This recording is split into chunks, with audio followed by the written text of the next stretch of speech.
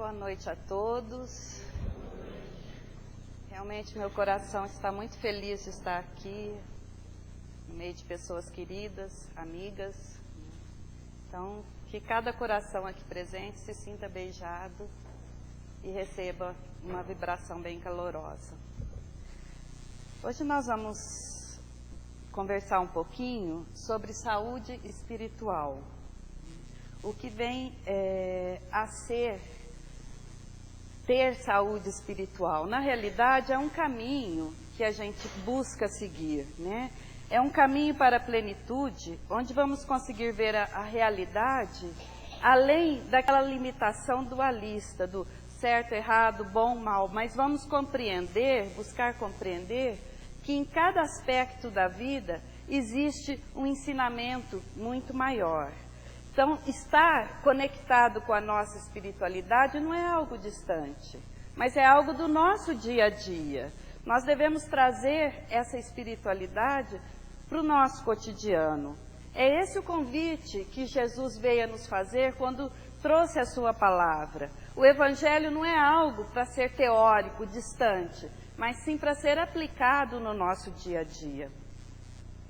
Então, nós precisamos descobrir como atuar com a nossa própria espiritualidade no nosso dia a dia. Como que eu vou em busca da minha essência maior, da minha luz, desse amor que tanto vibra em cada coração humano. E às vezes nós esquecemos que temos essa força dentro de nós. Olha devagar para cada coisa. Aceita o desafio de ver o que a multidão não viu. Em cascalhos disformes e estranhos, diamantes sobrevivem. Eu procuro por mim, tal qual o artesão procura sua arte escondida nos excessos da matéria bruta. Eu peguei essa frase do padre Fábio de Mello porque eu achei muito linda. A nossa busca, quer dizer, nós temos que buscar nessa vida os nossos diamantes internos, essa transformação. Isso é exercitar a nossa espiritualidade. É a mudança diária. É o que eu posso fazer para me transformar em um ser humano melhor. Fazer brilhar a minha luz. Trazer o que eu tenho de melhor para presentear para o outro ser. Contribuir para o mundo melhor. Hoje nós falamos tanto da dificuldade de viver. Da dificuldade que a humanidade enfrenta pela modernidade, a competição. O que eu posso fazer para contribuir para que a vida se torne mais feliz, mais alegre e amena? Então vamos pensar nisso. O potencial inato de criação de todos os seres humanos é espantosamente subestimado. Nós não acreditamos no potencial que nós temos. Nós não acreditamos na nossa capacidade de gerar a felicidade, de gerar ao nosso redor uma realidade mais proveitosa, saudável, relacionamentos mais vivos e completos, vamos dizer assim, através de um processo de aprendizado. Então eu convido a cada um aqui presente a pensar um pouco no potencial que tem para que possa contribuir para uma vida melhor, dentro da nossa família, dentro do trabalho, seja na rua, onde quer que nós estejamos. Nós temos esse poder de transformação. Não vamos dar esse poder ao outro. Não vamos esperar que alguém faça o que nós podemos fazer agora. Esse potencial é infinitamente maior do que vocês seriam capazes de imaginar. Só quem vive e consegue presenciar essa mudança através da nossa mudança interna, dos nossos pensamentos, nós conseguimos perceber como que nós podemos influenciar ao redor da nossa vida, através, às vezes, de um bom dia, de um sorriso, de uma atenção. A gente pode mudar tudo. Nós podemos mudar o acontecimento muito grande ali, porque nós sabemos ouvir ou apenas nos calar, né, naquele momento. Então, esse poder, gente, é muito grande e temos que começar a olhar para dentro dele. Porque se nós somos capazes de criar discussão, somos capazes de criar desarmonia, muitas vezes, com o nosso pensamento, e se nós utilizarmos isso de uma outra forma, né? Utilizando a palavra para o amor, para a compreensão, para o estímulo, desenvolvendo a autoestima das pessoas, né? Ao invés de criticar e colocar as pessoas mais para baixo. A maioria das pessoas não conhece a sua capacidade latente de criar e recriar constantemente a vida. Às vezes nós não valorizamos o quanto nós podemos modificar ao nosso redor.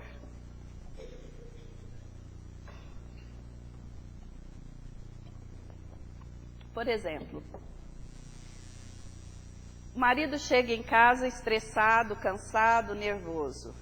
Através da nossa atitude, nós podemos ou estimular essa ação, deixar o ambiente mais hostil, irritadiço, ou nós podemos contribuir para que esse ambiente melhore. Talvez compreendendo que algum problema aconteceu, alguma coisa teve lá fora. Então, em vez de cobrar, por que nós não vamos tentar nos colocar no lugar do outro e exercitar a compreensão? Isso é uma capacidade de recriar. Isso é uma capacidade de modificar o que está ao nosso redor. Então, vamos ficar um pouco mais atento no que estamos contribuindo para o dia a dia na nossa vida. Vamos ficar mais atento para o chamado de Jesus, que é o despertar da nossa própria espiritualidade, né? O despertar da nossa luz, da nossa capacidade de se doar. E qual o caminho que nós podemos exercer para que a gente comece a desenvolver um pouco mais a nossa consciência e a nossa capacidade de compreender a vida? Vamos falar aqui também da interiorização, né? Eu já tive a oportunidade de falar um pouco no domingo, né? Então vamos também estar dando esse foco, porque se interiorizar, se conhecer, está diretamente ligado com o nosso potencial de transformação. É preciso que nos conheçamos diante de determinadas situações, sabemos como as nossas reações, para que eu possa ter a possibilidade de transformar. Se eu não tiver consciência, eu não consigo me transformar. Então, num primeiro passo, eu vou me conhecer, né? Eu vou ao encontro do meu próprio ser. Depois, eu preciso assimilar, quer dizer, ter uma conscientização real do que está acontecendo, das minhas falhas, da minha negatividade.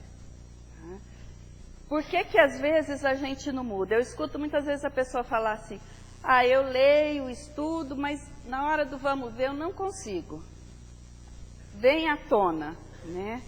Porque ainda não houve a assimilação. Nós ainda não conseguimos compreender a essência daquilo que nós precisamos transformar. Ou talvez a gente não conseguiu ainda sentir a dor que nós geramos através das nossas atitudes. Porque nós somos responsáveis por essa dor que nós geramos, por nosso sofrimento. Não é o outro que nos faz sofrer, mas nós criamos essas expectativas de mágoa, de querer que o outro se comporte de determinada maneira, e aí a gente gera o nosso próprio sofrimento. Depois que eu me conheci, depois que eu conscientizei de quem realmente eu sou, eu vou começar a expandir, né? Eu vou me disponibilizar ao outro. É lógico que isso não são etapas distantes, né? Isso acontece no dia a dia. Eu começo a me perceber, eu vejo que eu tive uma ação que não foi muito legal, tomo consciência daquilo e tento ir em direção ao outro para mudar. Então, eu me disponibilizo. E pensando, esse é o nosso processo evolutivo, né? Eu retraio um pouquinho, eu trago para mim o conhecimento, né? Eu vou assimilar esse conhecimento e depois eu vou expandir.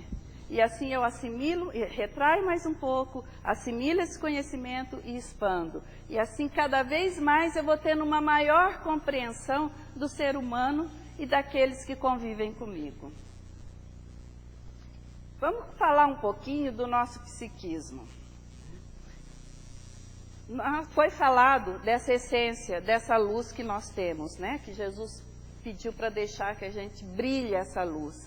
Então vamos colocar aqui que existem alguns nomes: consciência superior, ouvir a ser, o potencial divino ou a sabedoria. Aquilo que Kardec colocou, que as leis naturais estão escritas na nossa consciência. Nós trazemos tudo isso. Nós precisamos aprender a acionar isso, mas está presente. Lá dentro existe uma vozinha que sabe, que alerta quando a gente está indo por um caminho que não é muito legal.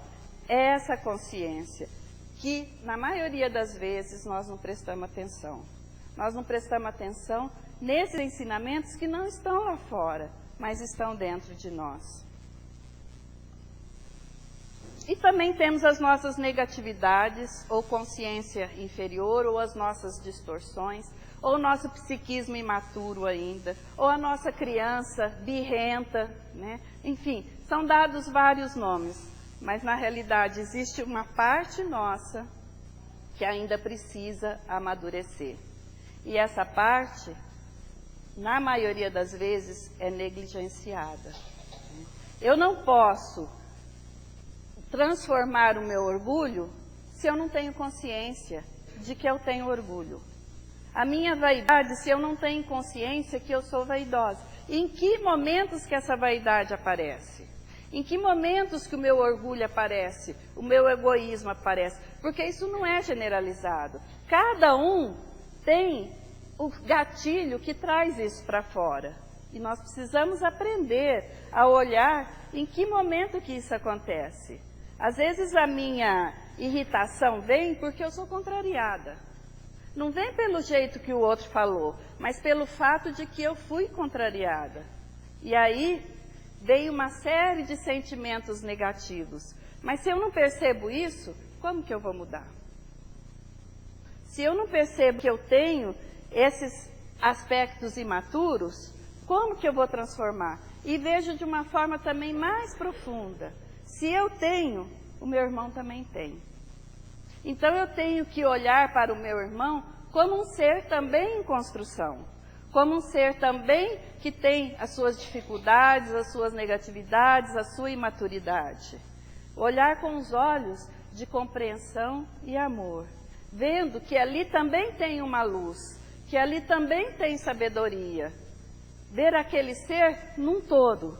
Se eu consigo ver isso em mim, eu tenho como olhar para o meu irmão e ver todos esses aspectos. E não exigir dele somente determinado comportamento. Outro aspecto que é importante a gente prestar atenção é sobre a nossa imagem idealizada. Nós criamos uma máscara, né, uma identidade e tentamos nos moldar a ela. Um exemplo. Para ser bem-sucedido, eu tenho que falar de tal maneira, ter uma postura dessa forma, porque eu entro naquele padrão da profissional bem-sucedida, né? Ou então ser uma mãe assim, assim, assim. Só que isso não bate com o meu jeito de ser, mas eu me esforço para ser daquela forma. Então eu gasto uma energia para ser aquela moldura que na realidade eu não vou conseguir ser.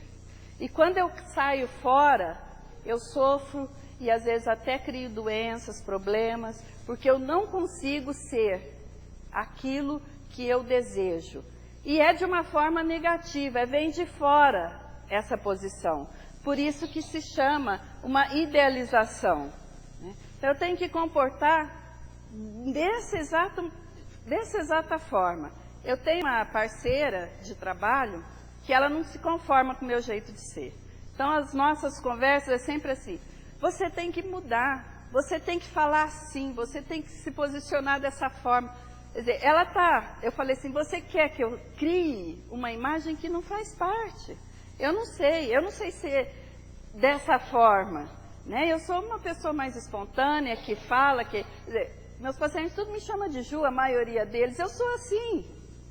Eu não sei ser diferente, então não adianta eu me forçar, né? E por um tempo eu tentei, tá? Eu confesso que eu tentei entrar naquilo que ela desejava, porque eu comprei de que realmente eu estava errada. E me dei mal. Por quê? Porque você passa algo falso para a pessoa. Você passa algo que não é verdadeiro. Então nós temos que estar atento com o nosso jeito de ser. Eu estou sendo verdadeiro, eu estou sendo condizente com aquilo que eu sou, que eu acredito? Ou estou tentando me colocar nessa moldura por exigência das pessoas de fora? E quais as ferramentas que nós podemos utilizar para a nossa interiorização?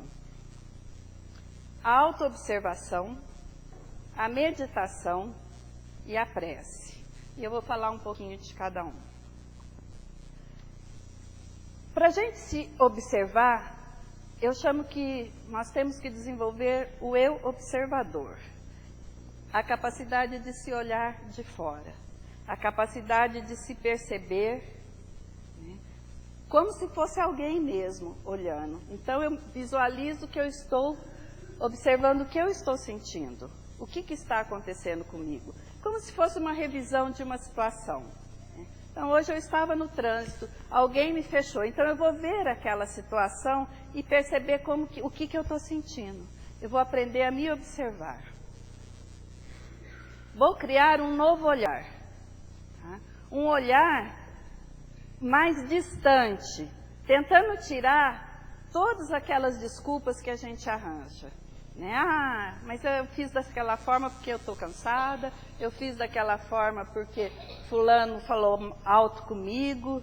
Não, vamos tentar ter um outro olhar assim, o que me incomodou, o que eu senti, o que me feriu, né? Desenvolvendo a capacidade de se observar. Nós observamos tantas pessoas, apesar que nós observamos com julgamento, né? Com crítica. Então, é o observar para si, mas também com amor, com verdade, com carinho. Né? Se a gente conseguisse fazer isso no nosso dia a dia, com a gente, com o outro, o nível dos nossos relacionamentos seria muito melhor.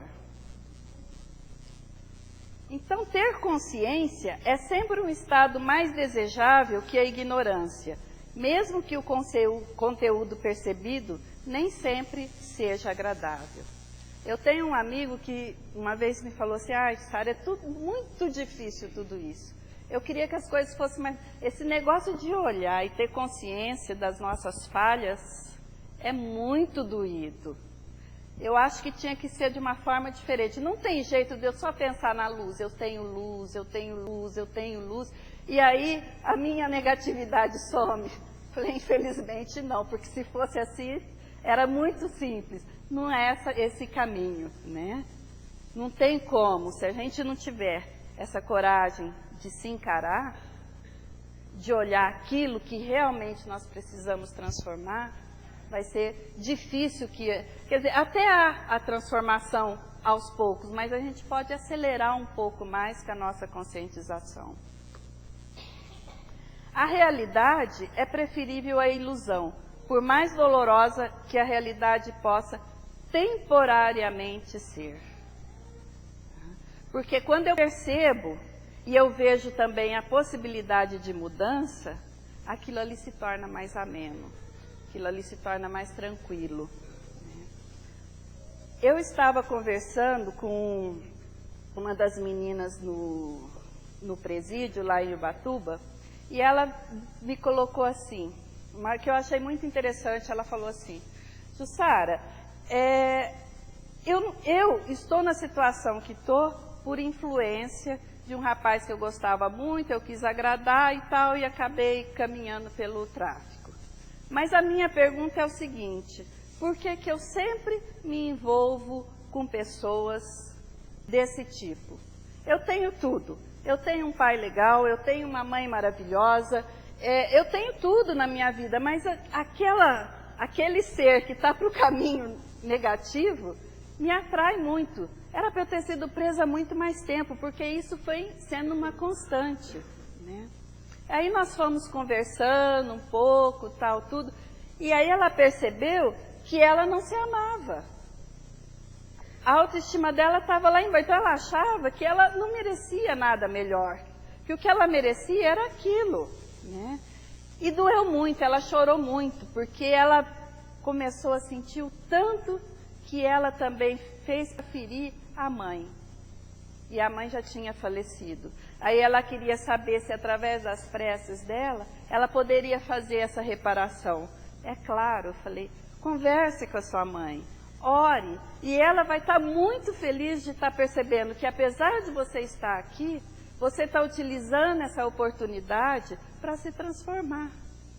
Então não adianta a gente se iludir. Por mais doloroso que seja, nós temos que encarar a nossa realidade interna. E com verdade e amor, né? Não vamos ser cruéis com a gente, né? Vamos ter essa percepção, mas também perceber que o arrependimento é um portal para mudança, né? É um portal para ir além, né? Vamos nos amar. E a meditação? A meditação também é uma ferramenta muito importante. Só que eu, particularmente, sou adepta de uma meditação mais ativa, vamos dizer assim. Eu costumo fazer perguntas, tá? E aí eu busco silenciar a minha mente, seja caminhando, e deixo que a intuição venha. Eu acho que essa ferramenta é importante. Você abrir as portas de conexão com a espiritualidade maior e permitir que eles possam te orientar e ajudar. E vem, gente. Se fizermos esse treinamento, se tivermos disciplina, podem ter certeza que muitas respostas virão dentro de vocês. É um caminho natural, só que requer vontade, requer disciplina. Então não deixem passar essa oportunidade de parar 5, 10, 15 minutinhos no dia e se dedicar a isso. Faça uma pergunta, às vezes simples, no que eu preciso melhorar? Qual o caminho que eu devo seguir hoje? E que não venha naquele momento, parece que os acontecimentos no decorrer do dia nos mostram exatamente aquilo que nós devemos estar transformando dentro da gente. Divaldo Franco, nos momentos de meditação, ele coloca: a meditação torna-se o meio eficaz para disciplinar a vontade, exercitando a paciência com quem vencerá a cada dia as tendências inferiores nas quais se agrilhoa. Então, acho que um ponto positivo principal é disciplina. É uma ferramenta que nos disciplina. Você se propõe a fazer, você vai estar exercitando sua vontade, você vai estar exercitando a sua paciência, né? Enfim, e vai estar tendo a oportunidade de olhar para dentro de você. Então, é algo assim, se não tiver essa vontade, essa disciplina, nós vamos fazer um dia, 2, outro dia já tem uma dificuldade, eu tenho outra coisa para fazer, perdi a hora, né? E aí as coisas vão caminhando e aí você nem percebe, aí vem a dor. Aí vem a dor, a crise, aí a gente lembra tudo de novo, né? Lembra da oração, lembra de fazer meditação, aí começa. Não seria necessário isso se nós, a partir de agora, tomarmos uma decisão, não. Eu vou buscar ter uma disciplina, eu vou buscar ter esse contato e a partir daí eu vou conseguir. Mesmo que eu falhe um dia, que eu esqueça outro, eu vou estar sempre me propondo a ter essa disciplina.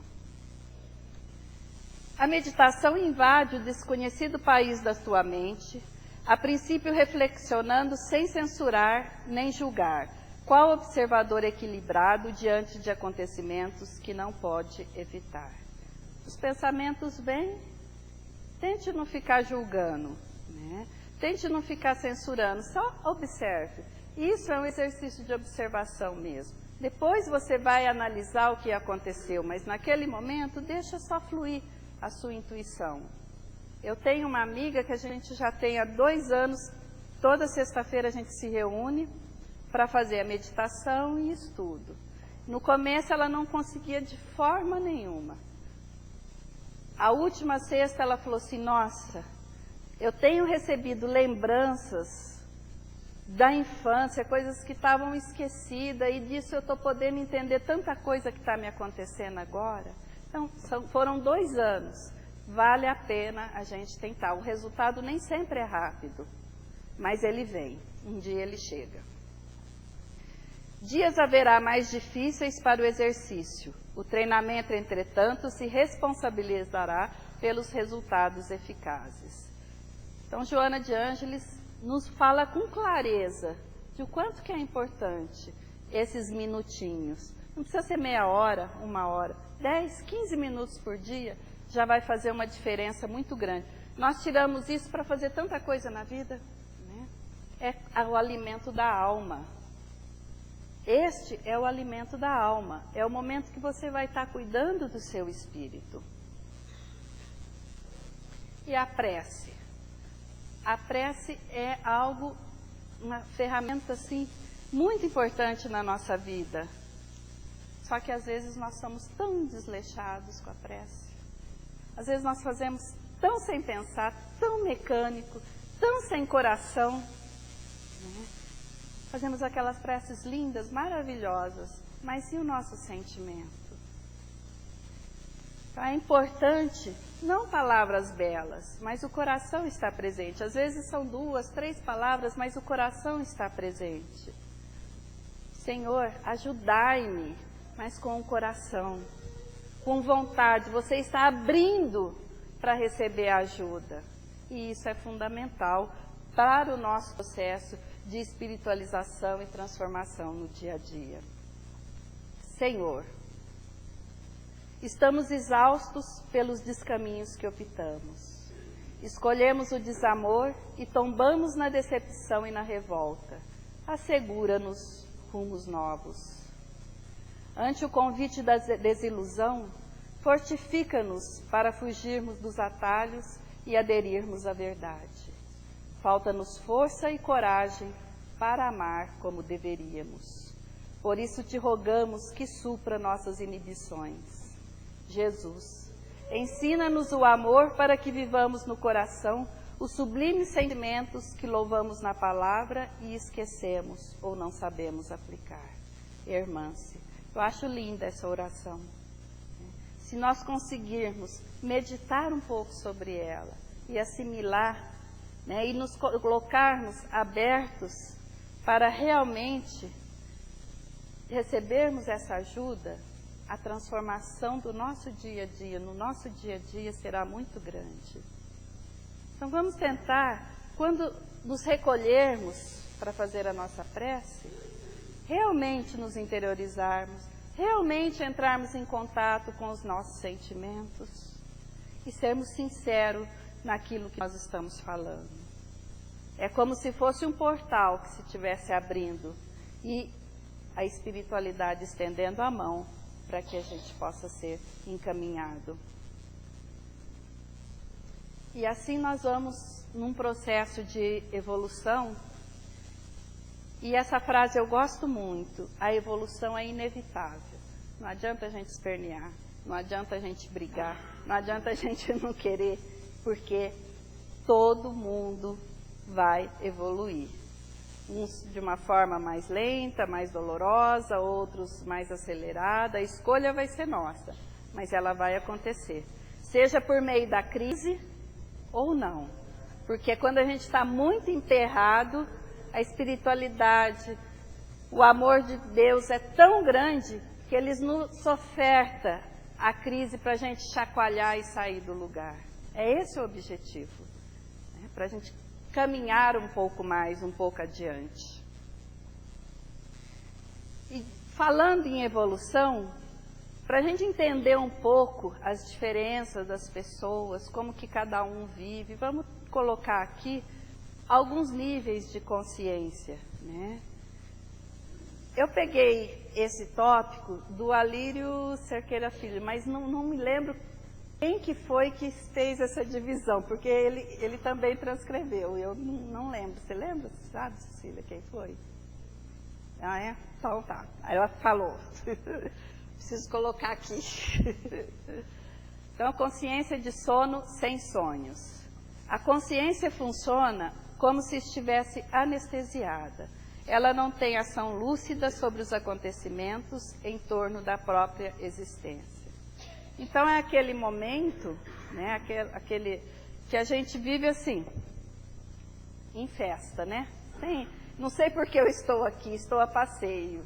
Né? A gente percebe nos nossos relacionamentos, em alguns contatos, que tem pessoas que estão realmente a passeio, estão nem aí. Né?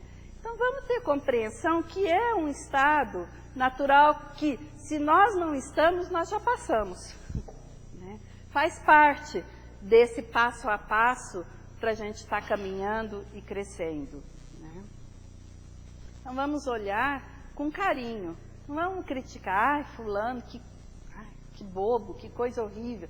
Não, é um ser que está a caminho também como nós. E talvez em alguns aspectos da vida nós estejamos anestesiados também. Né? Porque não é, eu acredito que não seja estanque. Em alguma área eu posso estar mais consciente, em outras eu posso estar cega, não sei nada sobre o meu ser, sobre a minha vida, conduzo de uma forma aleatória. Tenha consciência de sono com sonhos.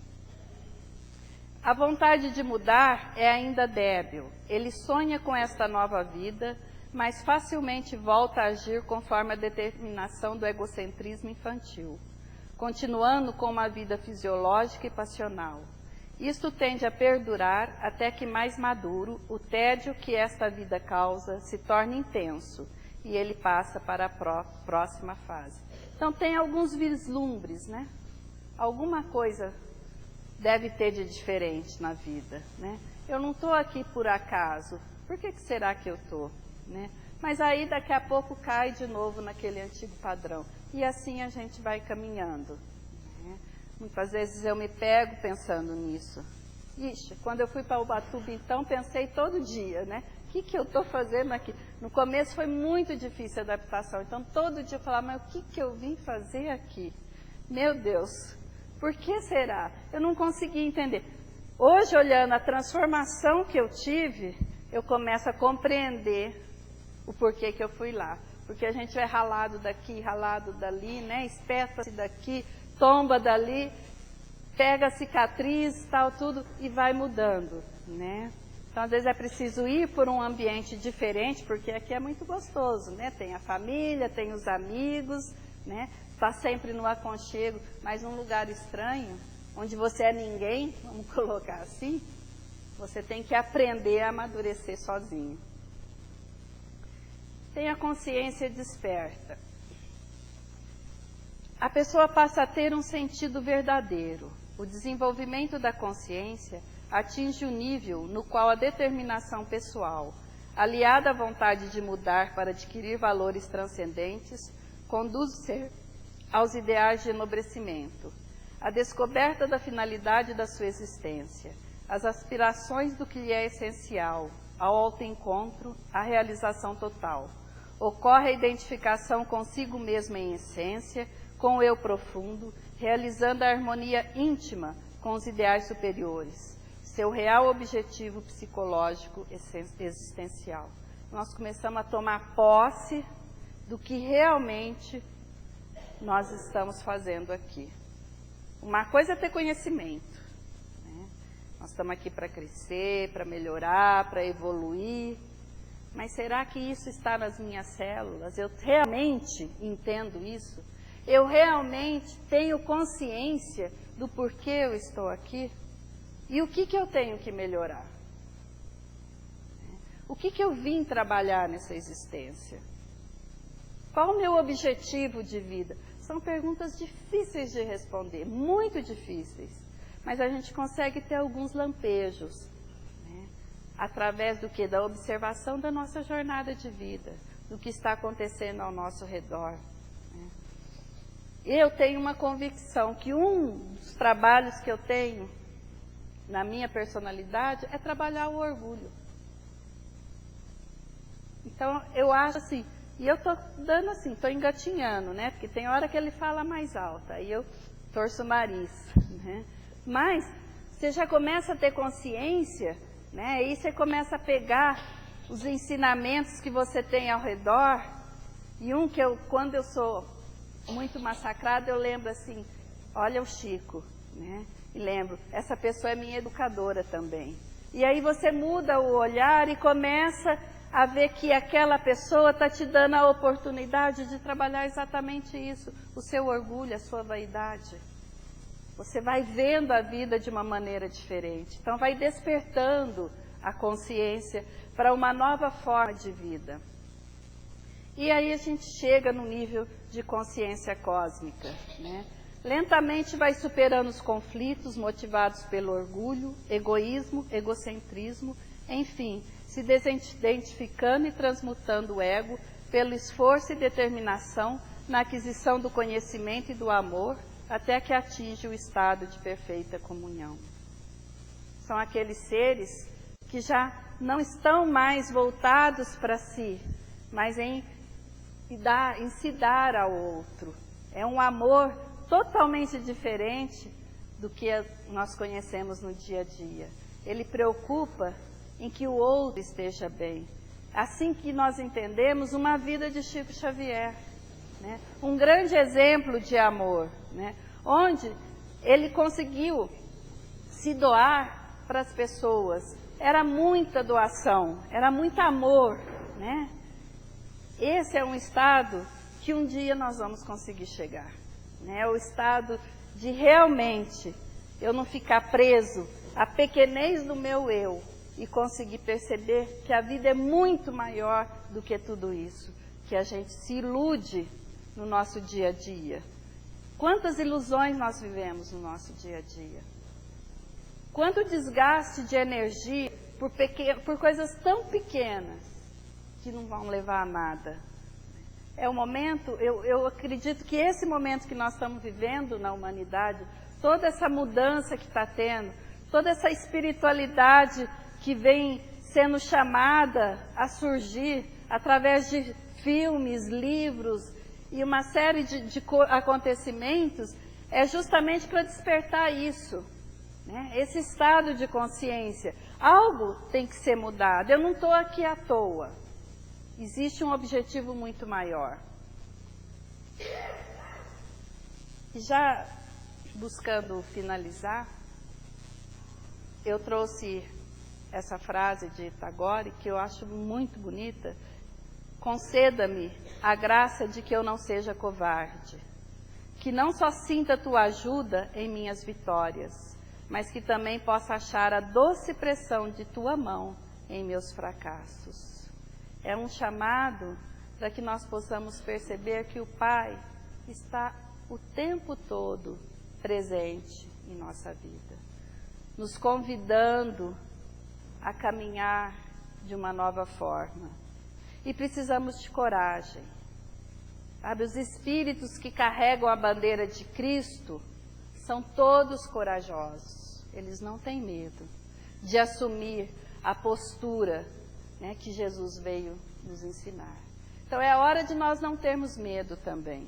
É hora de nós olharmos cada um dentro da sua faixa, dentro do seu mundo, olhar para dentro de si e ver o que pode ser feito, o que eu posso contribuir. E entender que nos momentos de queda, de fracasso, o nosso Pai está ali presente, nos direcionando. E Ele nos dá essa oportunidade a cada dia. Então, queridos irmãos, essa era a mensagem que eu queria estar passando. Não sei se eu consegui ser clara, mas assim, foi de coração mesmo. Com a vontade enorme de que juntos a gente consiga mudar esse planeta. Cada um no seu nível, no seu, mas fazendo o que há de melhor. Porque cada um tem muita luz para estar doando. Um grande beijo no coração de cada um. E espero não demorar muito, porque eu demorei anos, né, para vir. porque é muito gostoso estar aqui presente. Fiquem em paz.